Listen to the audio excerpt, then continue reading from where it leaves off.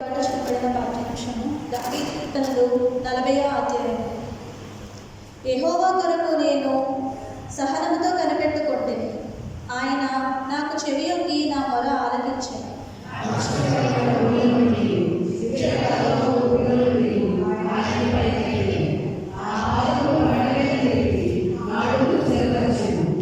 తనకు స్తోత్ర రూపమగు క్రొత్త గీతమును మన దేవుడు నా నోట నుంచెను.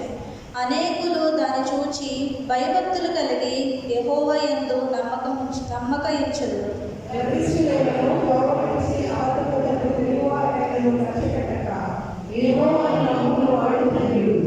యెహోవా నా దేవా, నీవు మా ఎడల జరిగించిన ఆశ్చర్య క్రియలను, మా ఎడల నీకున్న తలంపులను బహు విస్తారములు.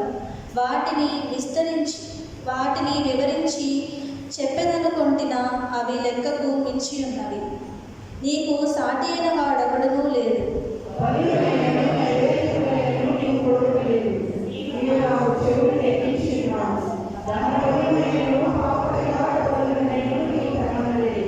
అప్పుడు పుస్తకముడు చుట్టలో నన్ను కూర్చి రాయబడిన ప్రకారము నేను వచ్చి ఉన్నాను.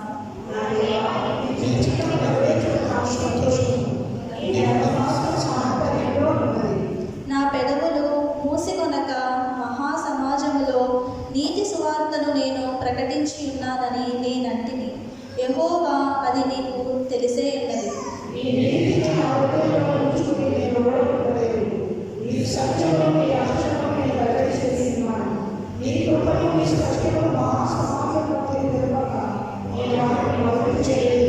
యెహోవా, నీవు నీ వాత్సల్యమును నాకు దూరము చేయవు.